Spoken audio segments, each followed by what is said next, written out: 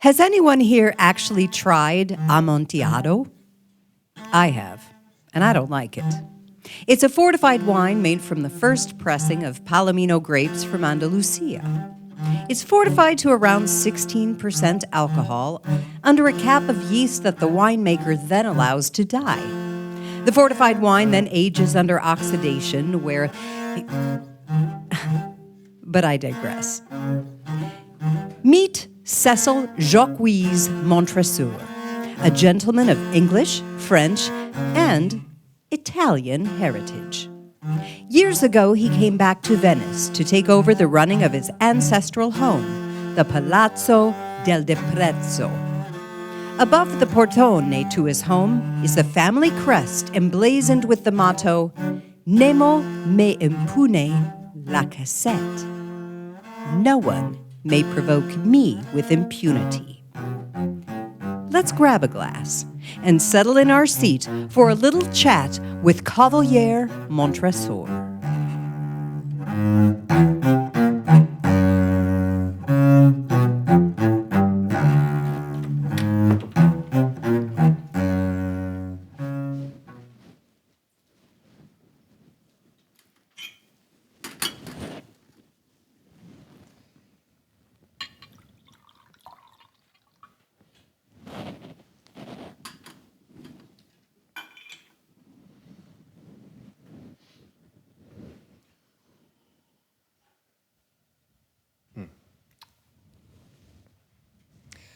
The 1,000 injuries of Fortunato I had borne as best I could, but when he ventured upon insult, I vowed revenge.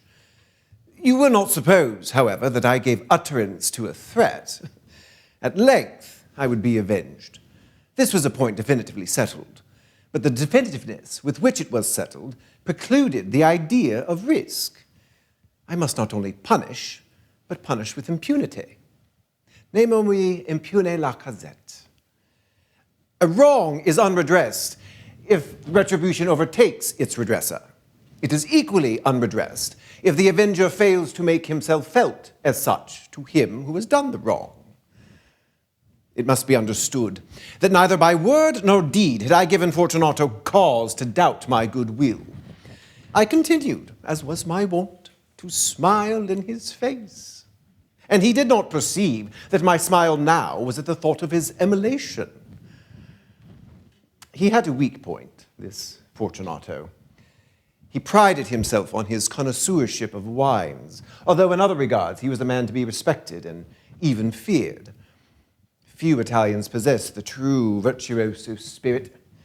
For the most part, their enthusiasm is adopted to suit the time and opportunity, to practice imposture upon the British and Austrian millionario. In painting and gemmery, Fortunato, like the rest of his countrymen, was a quack. But in the old vintages, he was sincere. In this regard, I did not differ from him materially. I was skilled in the old vintages myself, and bought largely whenever I could. It was about dusk one evening during the supreme madness of the Carnevale season when I encountered my friend. He greeted me with excessive warmth, for he had been drinking much. He looked like a fool. The man wore motley. He had on tight-fitting, party-striped pantaloons and matching vest, and his cap was surmounted with the conical cap and bells. I was so pleased to see him that I thought I should have never done wringing his hand. I said to him, "My dear Fortunato, you are luckily met. How remarkably well you are looking today. But I have received a cask which passes as Amontillado, and I have my doubts." "How?" he coughed out. "Amontillado? A cask? Impossibile! And in the middle of the Carnevale?" "I have my doubts," I said, "and I was silly enough to pay the full Amontillado price without consulting you in the matter. You were nowhere to be found, and I was afraid of losing out on a bargain." "Amontillado!" he coughed. "I have my doubts," I said, Amontillado. And I want my doubt satisfied. Amontillado, Amontillado, Amontillado, Amontillado. Seeing as you were previously engaged, I was on my way to see Lucchese. If anyone has a critical turn, it is he. Lucchese will tell me. Lucchese cannot tell a sherry from Amontillado. To which I replied, and yet some fools would have it that his taste has a match for your own. He paused, indignant. Come, let us go then. Whither? I asked. To your vaults. He coughed at me. My friend, no. I will not impose upon your good nature, I said. Besides, I perceive you are engaged. I will have Lucchese. Lucchese will tell me. I have no engagement. Come. My friend, no. It is not the engagement, but the severe cold with which I perceive you are afflicted. The vaults are insufferably damp. The walls are encrusted with nitre. Let us go, nevertheless. The cold is a mere nothing. Amontillado. You have been imposed upon, And as for Lucchese, he cannot distinguish sherry from Amontillado. Thus possessing himself of my arm, we proceeded. I put on a mask of black silk and drawed a roquelaure closely about my person, and allowed him to hurry me to my palazzo. There were no attendants at home. They had absconded to make merry in honor of the time. I had given them instructions that I should not return until the morning, and that they were not to stir about the house. These orders were sufficient, I well knew, to ensure their departure, one and all, as soon as my back was turned.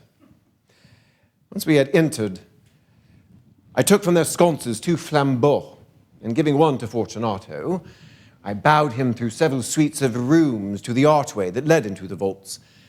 I passed down a long and winding staircase, requesting him to be cautious as he followed. We passed on for some time, and finally we stood at the foot of the descent on the damp grounds of the catacombs of the Montresors. The gait of my friend had been unsteady, and the bell jingled on his cap as he strode. Where is this Cask of Amontillado? He said. It is farther on, I said. But observe the white webwork which gleams upon these walls. He turned towards me and looked at me with two filmy orbs that distilled the rum of intoxication. Nitro! He coughed out. Yes, nitre, I said. How long have you had that cough? And then my friend launched into a coughing fit that involved his whole person.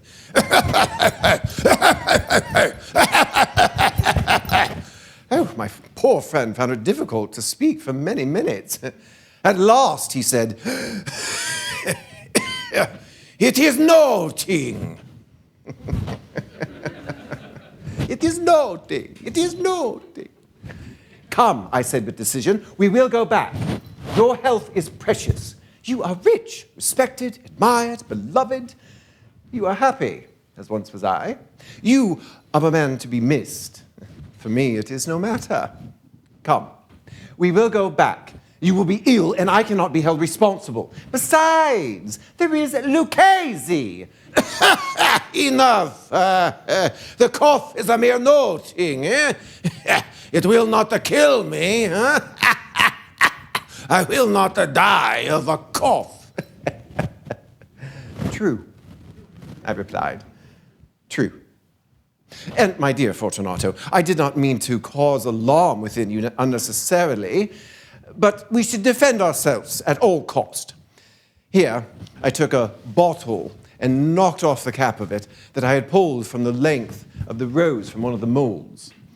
Drink, I said, offering him the wine. He raised it to his lips with a leer. He paused, smiled to me familiarly, and said, Brindo, ai sepolti che reposano intorno a noi. I drink, he said, to the buried which repose around us. And I drink, I said, to your long life. He again took my arm, and we proceeded. These vaults, they are extensive, no? Well, the Montresors, I replied, were a great and numerous family. I forgetted the arms, he said. I forgetted the arms. Asking after the Montresor family coat of arms. It's a huge human foot d'or in a field azure. The foot is crushing a serpent rampant whose fangs are embedded in the heel. And the motto? He asked, asking after the Crest family motto. Nemo me impune la casette, I said. Bene, he said. The wine sparkled in his eyes, and the bells jingled. My own fancy grew warm with the Medoc. We had passed through several walls of piled bones into the innermost recesses of the catacombs. I paused again, and this time made so bold as to seize Fortunato at an arm above the elbow. The nitre, I said. See, it hangs like moss upon the walls. We are below the river's bed. The moisture trickles among the bones. Come, we will go back, ere it is too late. Lucchese will tell me, and your cough, it is too much. It is nothing. Andiamo. But first he wanted another draught of the Medoc. I broke and reached for him a flasson de grave. He emptied it at a breath. His eyes flashed with a fierce light. He laughed and threw the bottle upwards with a gesticulation I did not understand. I looked at him in surprise, and he repeated the movement, a grotesque one. Capisci? He asked. I replied that I did not comprehend. Then you are not of the Brotherhood, huh? You are not of the Masons. Yes, I said, yes. You, impossibile, un muratore? Yes, a mason, I said. A sign, un segno. He barked. It is this, I said, withdrawing a trowel from beneath the folds of my roquelaure. Oh, you jest, huh? Una bella battuta. But let us proceed to the Amontillado, huh? Be it so, I said, placing the tool beneath my cloak. We continued our search for the Cask of Amontillado. We passed through several rooms, descended, passed on, and descending again, came to the foot of the crypt, to a deep crypt, in which the foulness of the air caused our flambeau to glow rather than to flame. At the most remote end of the crypt, there appeared another, less spacious. Its walls had been lined with human remains, piled to the vaults overhead, in the great fashion of the catacombs in Paris. 3 sides of this interior wall were still ornamented in this manner. From the fourth, the bones had been pulled down and laid promiscuously upon the earth, arranging at one point a mound of some size. Within the wall thus exposed, there appeared another recess, in depth about 4 feet, in width 3, in height 6 or 7. It seemed to have been constructed for no special use within itself, but seemed merely to form the interval between 2 colossal supports of the catacombs, and was backed by one of the circumscribing walls of solid granite. It was in vain that Fortunato, uplifting his dull torch, tried to pry into the depths of the recess. Its feeble light did not allow us to see its end. Procedere, I said. Proceed. Herein is the Amontillado. And as for Lucchese, He is an ignoramus, un ignorante, no? He interrupted my friend, following immediately into the recess while I followed closely upon his heels. In an instant, he had passed the extremity of the recess, and finding his progress arrested by the rock, stood stupidly bewildered. Another moment and I had him fettered to the granite. Within the granite there were 2 iron staples, from which hung a short chain, and the other had a padlock. Tying the chain about him, it was but the work of a few seconds to secure it. Withdrawing the key, I stepped back from the recess and said, "Do you not see once more how the nitre falls upon the walls? Indeed, it is very damp. Once more, I implore you to return." "No, you can't. Then I shall positively leave you. But first let me render you all the attentions in my little power." As I said these words, I busied myself among the bones which I have before spoken. I soon uncovered a quantity of building mortar and, with the aid of my trowel, began to wall up the entrance of the niche. With these materials, I had scarcely laid the first tier of my masonry when I discovered that the intoxication of Fortunato had in great measure worn off. The earliest indication I had of this was a low cry coming from the depths of the recess.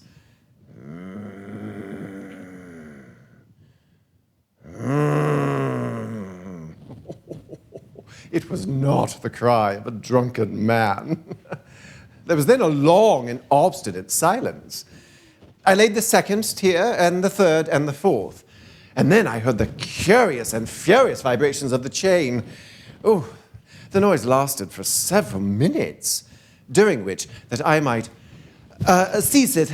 hear it with more satisfaction, I ceased my labors and sat down among the bones to listen. When at last the clamoring had subsided, I took my work again. I completed the 5th, 6th, and 7th tier. The wall was now about at a level with my breast, and I took the flambeau over my masonry work and shone a few feeble lights into the figure within. A succession of loud and shrill screams seemed to violently throw me back. Oh, for a moment I hesitated. Oh, I trembled. And sheathing my rapier, I began to grope about the walls of the recess, but the thought of an instant reassured me. I had only to rub my hands over the thick fabric of nitre on the walls and felt satisfied. I reapproached the wall. I replied to the clamorer, the one in chains, and said, "I re-echoed, I aided, I surpassed in volume and in strength." I did this, and the clamorer grew still.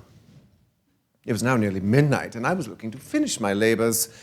I completed the 9th, 10th tiers. I had finished a portion of the last and 11th tier. I had but one single stone to be fitted in and plastered.